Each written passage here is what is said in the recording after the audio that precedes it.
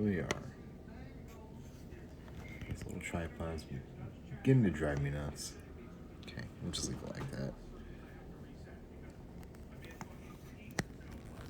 Hold on.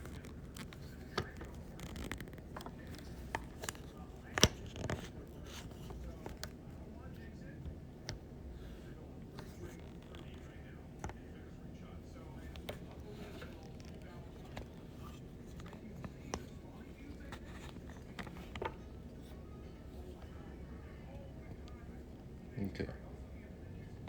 God damn it. Okay. It's not fucking playing along. Hold on.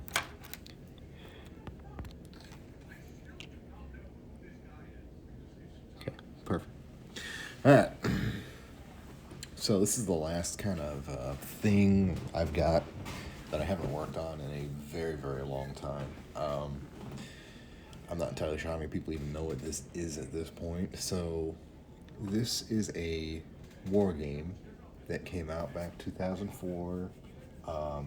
War Machine was the one that came out, and then Hordes came out 2006 as a companion game. But they were meant, like, the rules were basically synonymous, so it was meant to be played in conjunction with War Machine.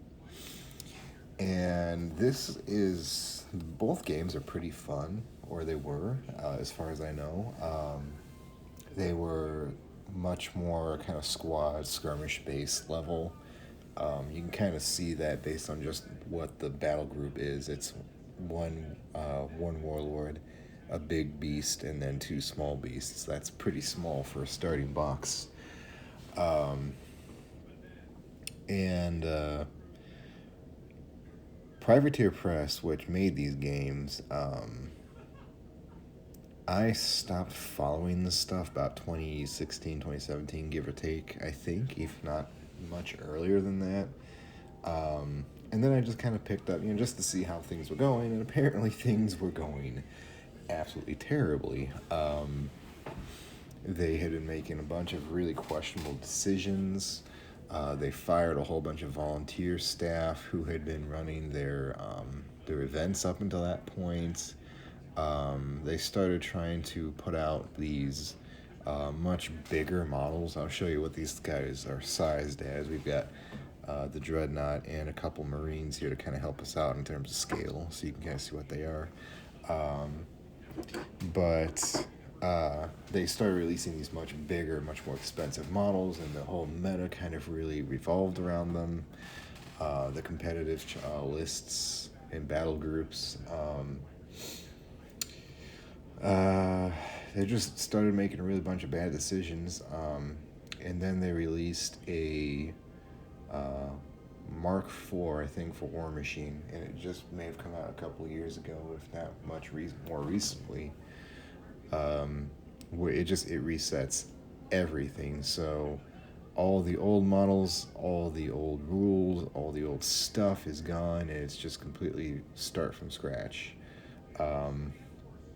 I've looked into it, and a new box of models is about $200 just to get into Mark IV. That is a hella steep ask, especially when you have people who may have been collecting these models for a long time, just because the models look really good, honest to God. Like, I wish I had War Machine, some jacks to show you, because they have a really nice style. I would recommend to go take a look at them. They edge this really nice aesthetic of being robots and having some kind of mechanical sense to them, but also being a bit obtuse and kind of almost looking cartoony, like where we have our Dread and he's a box, on legs. The War Machine heavy jacks are more of like a triangle where the legs are small, but the torso and the arms are huge. That's really what kind of drew me to them at first. I saw them in like one of the game stores that came and went in my childhood. It's like, wow, that's really unique looking. I'm gonna look into that. Yeah. So I'm going to caveat all of this by saying if you're interested in this or this looks interesting, I presently wouldn't recommend you go for it. If you like the models, if you just want to paint the models and collect models, sure, go for it. They're on eBay. They're still floating around. As far as I know, even stuff from Mark 1 back in 2004 is apparently still available for purchase. I'm not sure how that works, but it is. But playing, as I've done some research into it, the Mark IV reboot hurts the community. COVID hurt the community. So apparently now it's incredibly hard to find anyone willing to play the game, let alone play by the Mark IV rules. Like, honestly, I'm thinking most people probably just still playing Mark III and Mark II, you know, because that's what they have and that's what they have the models for. Kind of cutting that off and making the whole game start over from scratch, you really kind of divide between the people who are willing to continue to buy new models or who just want to keep playing with the ones they had. And then there's another issue. So they've got an app, much like 40K has an app for 10th edition. They've got they've got the lists and the indexes and the cards and all of that good stuff. You know, it looks like it would make sense to build your army around. So I was like, okay, I'm gonna just kind of dip my toes back into this. I wanted to look at some of the old stuff because these guys for Horde wasn't my first choice. I always kind of really like Circle of Ouroboros because they're like a bunch of druids and they have golems and stuff. They're pretty neat. And just, I can't really describe.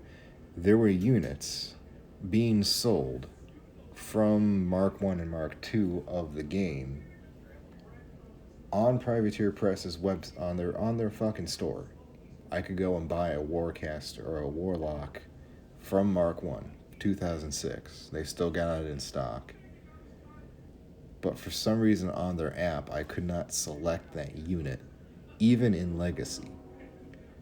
It's almost as if there was like another cutoff at some point where it said, okay, everything from Mark 1 is no longer valid as even in Legacy as a play option. You have to use something newer, you know? Like I'm having a tremendously hard time just figuring out the lists. And if that changes, I'll let you know, because it is a fun game. I would recommend going back and watching some battle reports of people playing, because it's very unique mechanics. But I don't know, man. It's apparently been confusing for a very long time, which is, you know, I don't know how they're doing business at this point. But anyway, that's Privateer Press and my experiences with the games in a nutshell. Onto this particular box set, I don't remember where I purchased this. I don't remember exactly why I got the Skorne one. I had the Primal, and I remember reading this like before I went to school at breakfast quite often. I would just sit down and like flip through a few pages, and Skorne. You know, let's just flip the box around. Maybe we've got, like, I'm running almost completely blind here. Honest to God, I don't remember a thing. Like, I've got vague memories, like there are the trolls who are like the Scottish kind of heroes, or basically parallel to Sagnar. There were the Ouroboros people, which were like the tree hippie guys.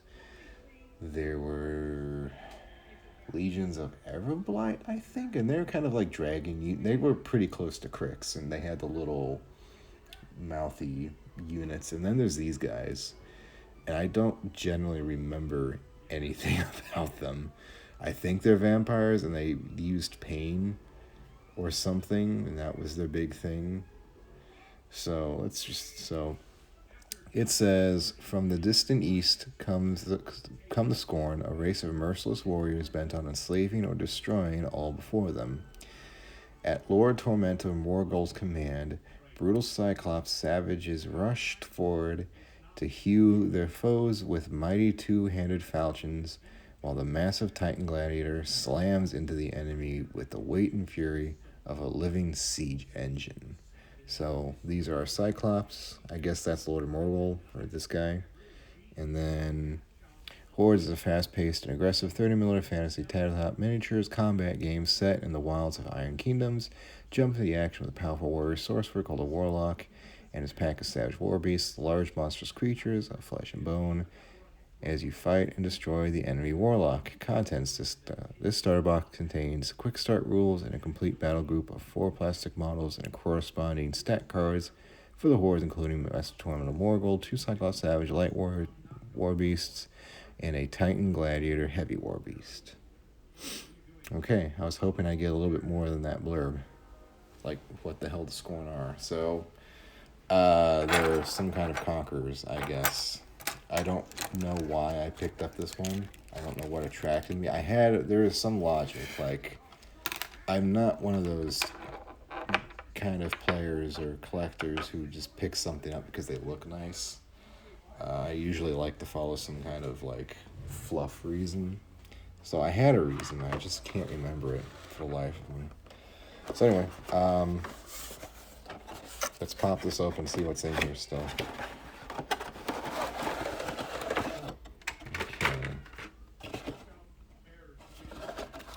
We'll just pop the box back up over here. Nice little backdrop. Okay, so here's the quick start rules. It's one of these mats. And it looks like this was Mark II, I want to say. I'm not entirely sure. Maybe it's something in here. Okay, so this isn't much the rules as it's like every starter box's guys. So if you lose your cards, I guess, you've got this map that will help you out. Oh, God. And here's all the fucking rules.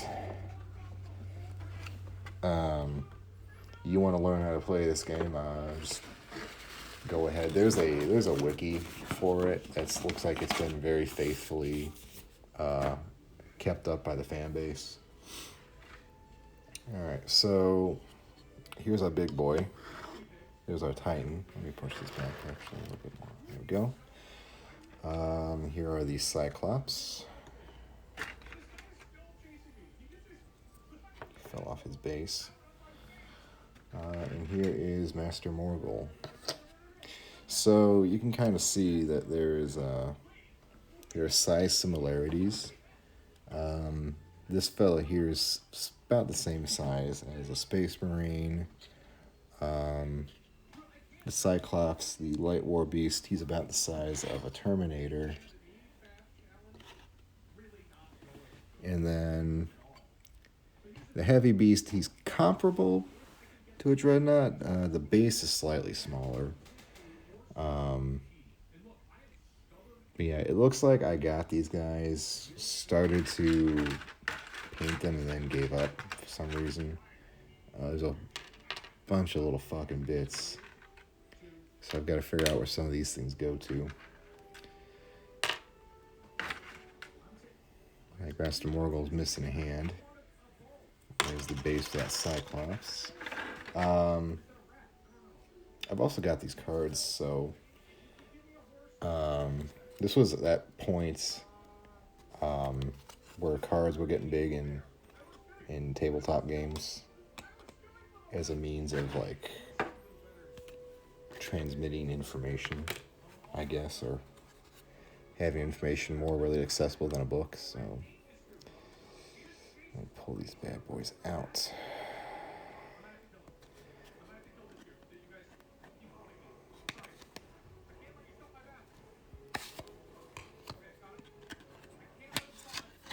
It's a very old card protect. I used to use these giant ones for my cards back when I collected. Okay, so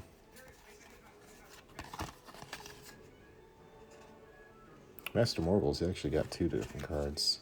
That's neat.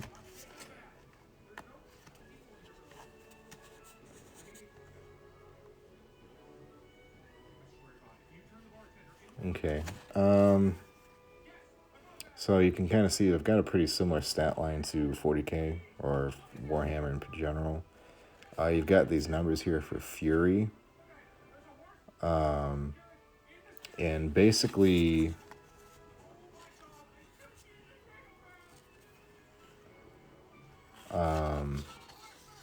the game revolves around your little warlock or warcaster. He's your main dude. He controls these guys. He controls the war beasts or the war jacks, and then you've got like some supporting units, either squads of guys or solos, to kind of help out and take objectives and whatnot. But really the beasts and the jacks were your big heavy hitters. Those were your main dudes. So the game kind of worked interestingly. I'm trying to remember off the top of my head. It's been a long time since I tried to explain the rules or understand the rules. If I'm not mistaken, so the beasts have these things they can do, right? Like a spell or an ability. And it costs Fury to use. In War Machine, your Warcaster generates the focus or whatever, and he applies it to activate his jacks. And if he can't activate them, then they don't move. They're robots. They're remote controlled, basically. But a Warlock either siphons Fury out of his beasts or he puts it back in, and if he loses control of them, then they go berserk.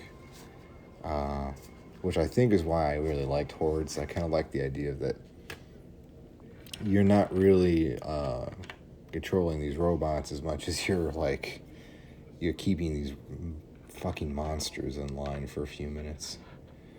Okay. So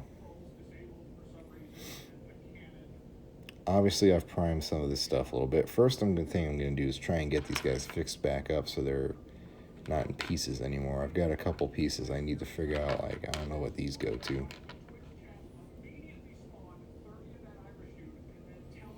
And then I'm going to try and prime them.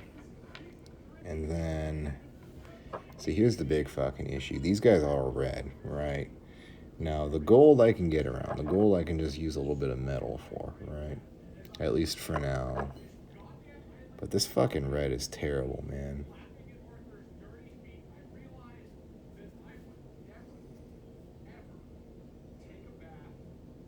I don't even know what kind of red it is. I just grabbed it out of the Hobby Lobby section. So, I don't know if it's acrylic or not. I don't know if it's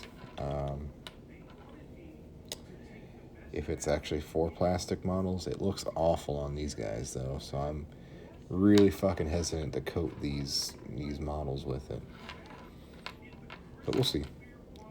One thing I should say, I'm only going to go until the phone runs out of juice and I'm done, because I was up way too late last night, and then my daughter was up way too early, and I am exhausted from that endeavor.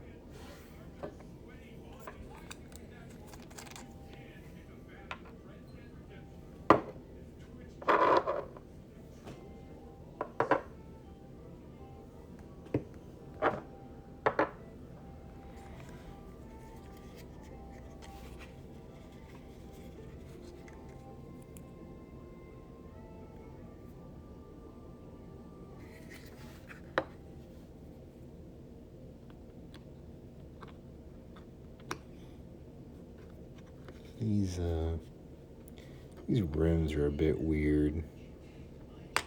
I don't know, man.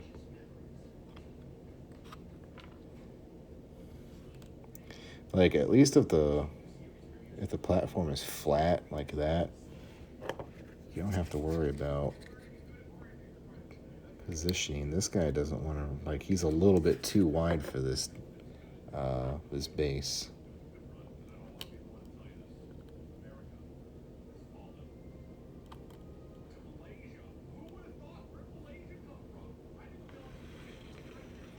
very carefully will put him off to the side and not breathe on him. Alright. We'll give him a dollop. Just kind of hoping that his hand was supposed to come off and this didn't just snap off. It kind of looks like it may have, though.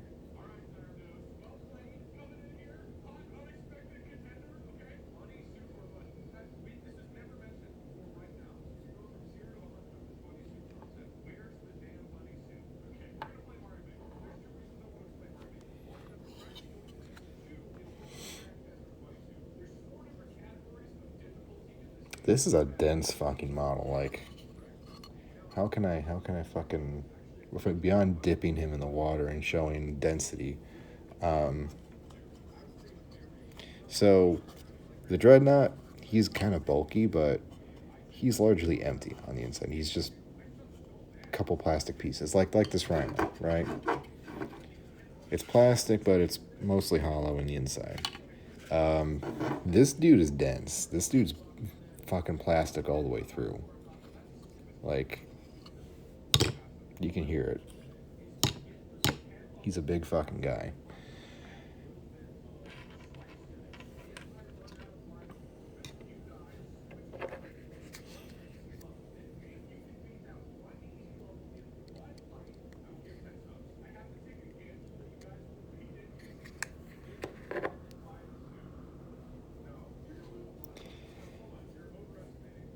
I think it may have been the Cyclops I liked. I've always liked Cyclops, and these guys have this really cool Eastern aesthetic to them, despite the fact that they're like beasts that need to be controlled.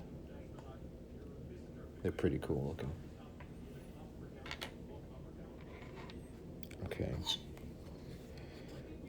So this little divot in here, that's where that arm goes. He's got 4 arms.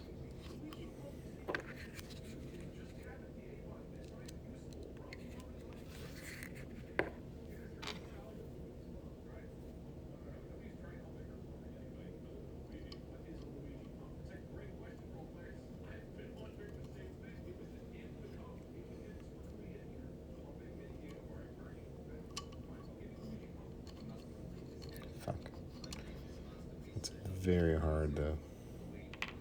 I'm gonna have to be pretty liberal with this glue, because these are some very awkward places to stick bits. Like, beyond having a vise, I'm not really sure I'm expected to actually get this to stay in like that. Which is probably why it fell off in the first place.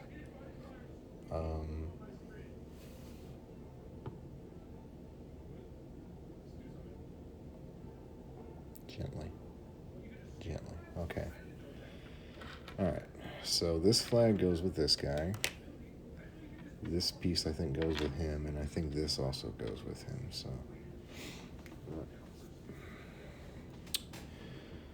Damn it, I leaned him against the red, which is what I need.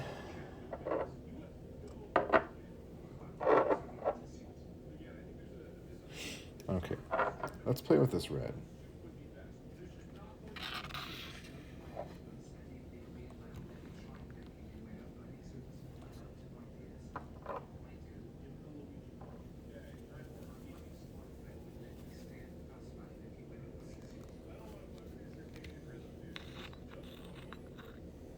Oh, you know what? I could probably use a paper towel before I make a mess.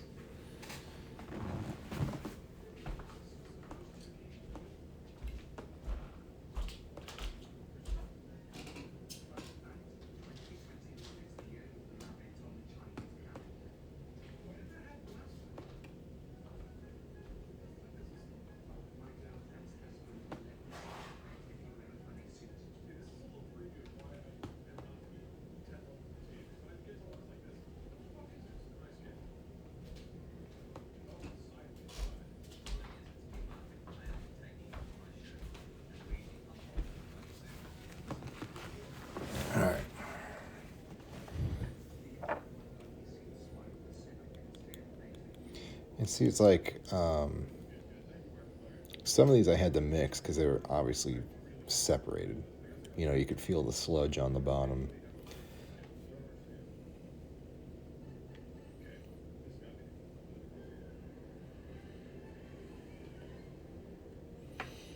But this is separated now. You kind of see it. You know, it looks good.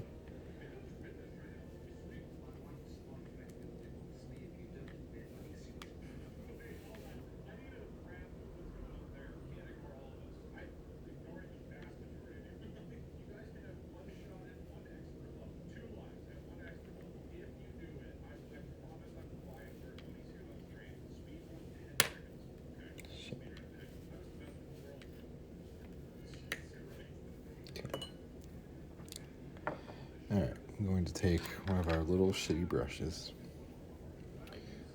We're going to gently put a little bit of paint on this flag.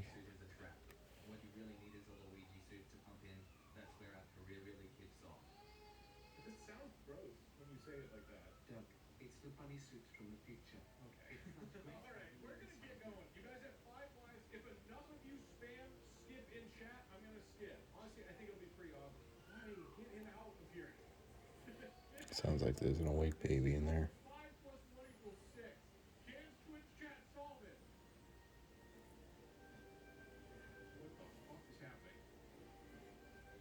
And see, this doesn't look terrible. You know, I'm assuming that it's going to dry. Like, and that maybe that's the fucking problem. I assume that it's going to dry matte. But every time I do, or I make that assumption, it just comes out looking fucking terrible.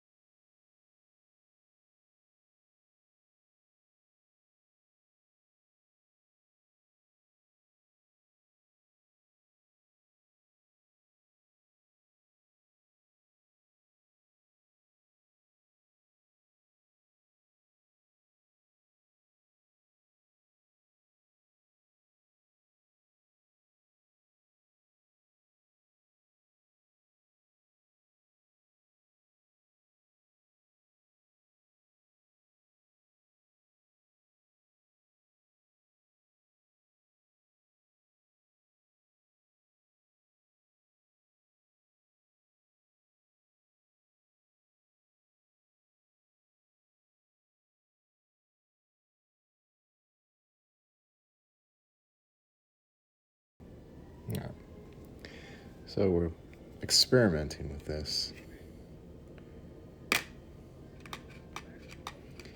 It doesn't look as bad when you water it down pretty significantly. It's still kind of glossy, but not nearly as bad, so I don't know. Because that one part in the middle looks pretty alright. It's just where it congeals, I guess it's still shiny. Also, I just realized looking at the picture, this is actually this guy's flag right here, which means I'm missing a flag for this guy. I have no idea where that could have gone. I'll keep an eye out for it, but Lord knows where it went off to.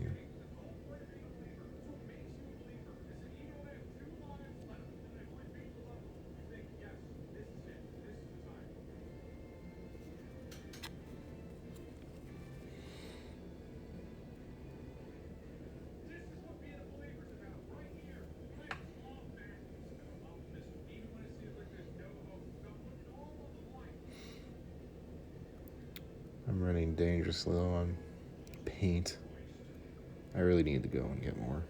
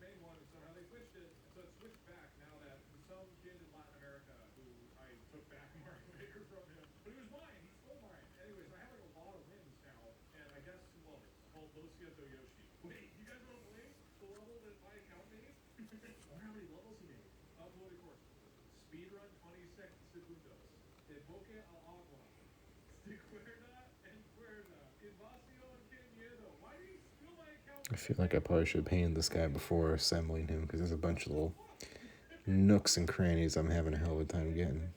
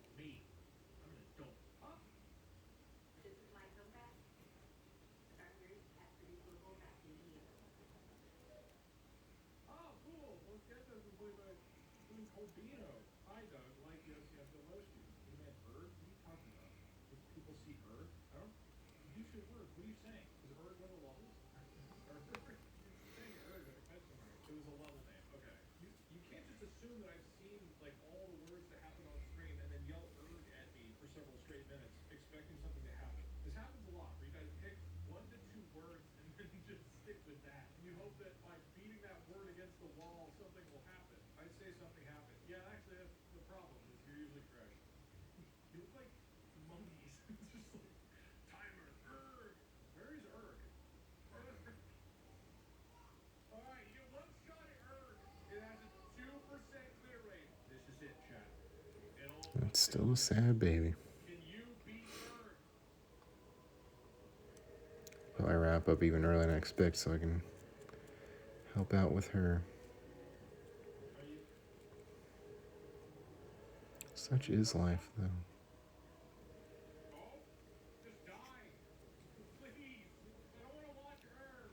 I want to get off Mr. Erg's wild ride. Please stop taking pictures of erg.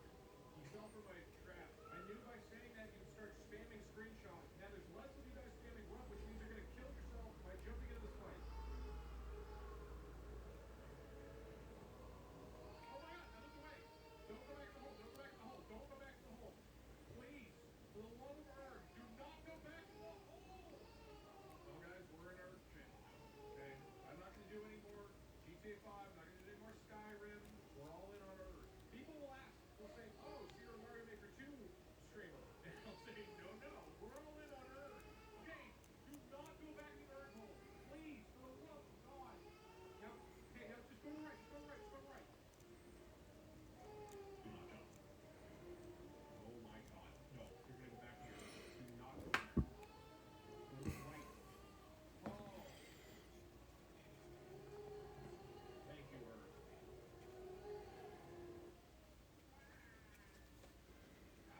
Sorry. Did not beat Erg. This is a certified URG classic. Yeah, no, you're not gonna beat Erg. Okay, we're done with Erg. Say bye to Erg, everybody.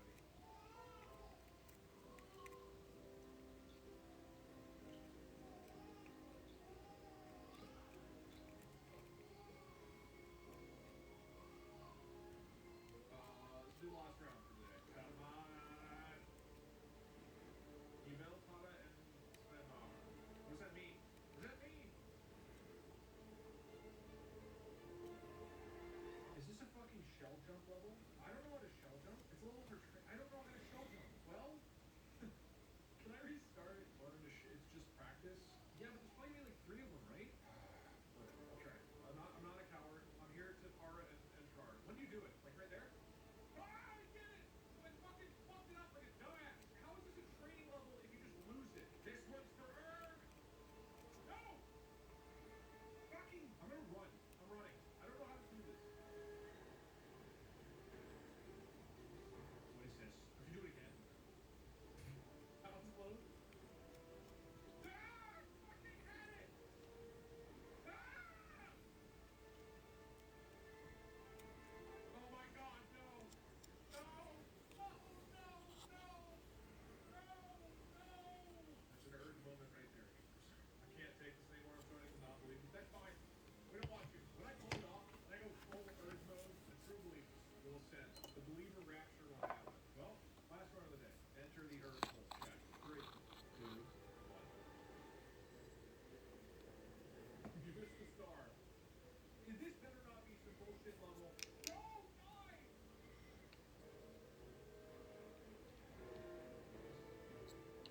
Yes, keep going, keep going, keep going.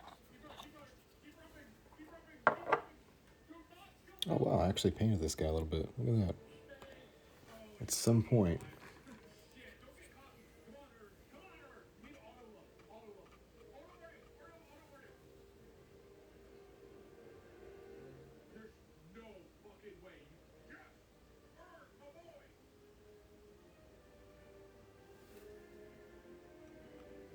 I want to be clear. If everybody just screenshots right now and doesn't move, you can pull this off. You have 6 more lives to stay perfectly still. If you can somehow convince everybody to do that, and Twitch chat, stay perfectly still. I want to be clear to all the trolls here. If you type right or left, you'll fuck it up.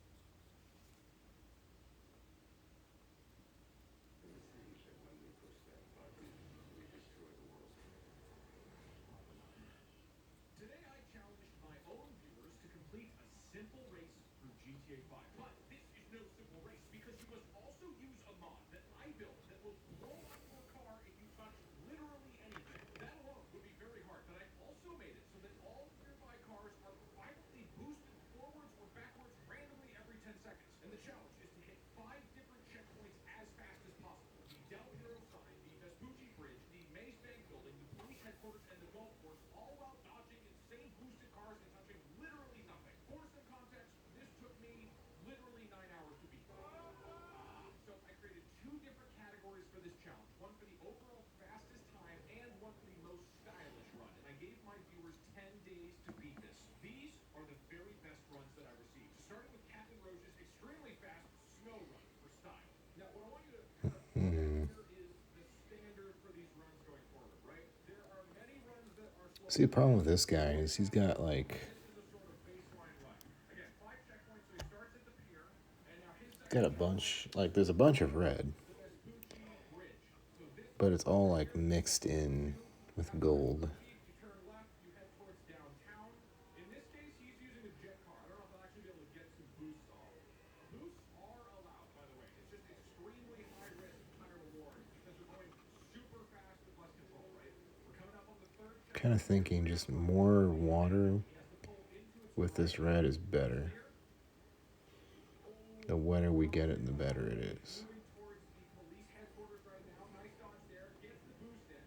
Does he go through the mall or around the mall? The mall is dangerous. Okay, goes through the mall. This is Noah's direct route to the library. Wow, gets lucky with the boost there. If those had gone forward, I think he was more. Now right up here, this is the library police headquarters. Sounds like she fell asleep, thankfully. Checkpoint number 4. So once he crosses Hopefully she stays asleep tonight. that's the 5th checkpoint. We're all able to get a good night's sleep. Right here, here's the entrance to the golf course and time right there. Amazing run right there. This is hours and hours and hours of attempts just to hit this run. This is a 1 minute, 53-second time. But over the first couple of days, we're kind of seeing this as the baseline, right? You see either Formula One car or a jet car, and we're getting like right around sub 2 minutes for people who are like really grinding this. About a day later, RGB comes in. He switches to an open wheel car. Instead of using the boost, he uses the Formula One style machine. And this is generally better handling and a little bit faster. You just don't have that high risk, high reward boost craziness going on, right? Now you're gonna see right there. It seems that if just your tire is hit, then that generally doesn't cause your car to be damaged according to the game. So you have like a little bit of these, I guess, like shields on the corners of your car, but if it hits something too hard, you're just gonna get screwed anyway. So still blow up. So this runs 141. This saves 12 seconds off of Roach's run that we just watched. That was the Maze Bank. That was his third one. Taps right there. Again, it's up to the game to decide, does this count as a damaged vehicle, or was it just a little like a poke test between 2 little bugs? He starts heading towards golf course. At this point, it's just a straight line to the end of the course. And that'll be a spin checkpoint. And time. 142. Now at this point, most of the runs that I was getting were actually open wheel. And this is the first couple days of the challenge, right? This is early on. This was a 141. And it quickly became clear that you have to use car boost in order to actually beat these times. And so next up, Far Jim submitted this time. Remember Far Jim's name? Okay. If you remember with Roach's first run, he only used the boost, but it was like fairly safe. We'll start to see him used a little bit more here. Like this is a slightly dangerous spot to use car boost. At this point, you also just kind of have to believe it. You just have to like full send it and hope nothing gets in your way, right? But this is an insane spot to lose, but he gets through it anyways. Another different thing here is that Far Jim started downtown. The 2 spots that we've seen start so far are the pier. That was the very popular one. Oh my god, dodges the car right there. Very close. Hits on boost in the intersection, has 2 seconds. Dodges the boost just barely. Turns right here, and then again, once you hit the second bump, the second bridge right here, that's time. Like he incorporated enough boosting that you basically have to use boost to possibly beat him, which makes it way harder. So his 1 minute 25 seconds holds for a long time until Saboteur comes in. So Saboteur switches to the Touring Door, which has, I guess, better boosting. I don't exactly know what it does that's different from the previous car boosts that were being used. Maybe this is the Touring Door could be used meta. I think the handling seems like a little. Look at that dodge. Look at that dodge. Either turbo Barely breathing. It's taking all my concentration. crazy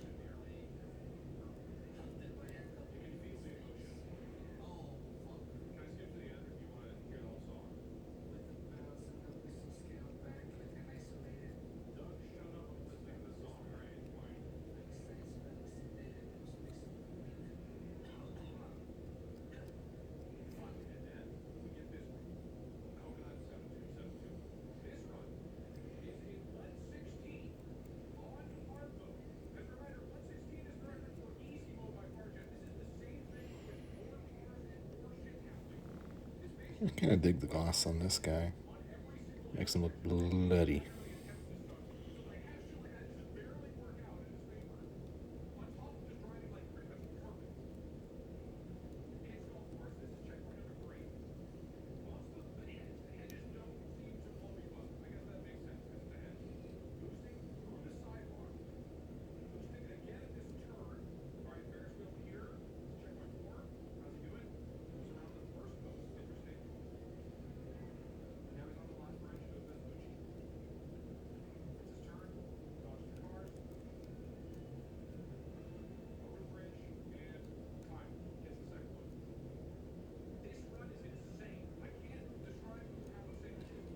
People are spending 7 hours to hit a 2-minute time. This is a 1:16. Absurd. This run holds the lead. That's how good this run is. And there are dozens that came in. Some honorable mention. Nail Shops, 2 minutes 46. Purple Coast, 2 minutes 5. Series 198 is 145. The Spectator is 144. Quarterbacks Wise 141. Mr. Bingo is 139. Retro Legend is 128. Gambot is 128. And Little Bits 127. Bar Jam currently has the lead on easy mode. Going 117. He got within 1 second, but that was the only one who actually got close. There was also a few that were like seconds away. Someone got a 119. Somebody got a 120. Okay, so I think, Goes on and on. And so yesterday I'm looking at the yeah, this is gonna go right here. I'm like, I think Coconut actually got the record like midway through the challenge and was able to hold it. But then at 2 p.m., 6 hours before the deadline, I get a submission. It's also a 116. And then at 5 p.m., I get another submission. It's also a 116. And then at 7:30, 30 minutes before the deadline, I get another submission. It's a 116. These are from Unknown Cat, Alpha Braveheart, and Saboteur. All of them are timed as a 1 minute and 16 seconds. These come in right at the deadline. Right then, Coconut has a chance of being dethroned. And they are so close that I had to take all 4 of them, put them into Adobe Premiere, and look at them frame by frame and time them myself. These are the 4 fastest times. Where the fuck did this go is the question.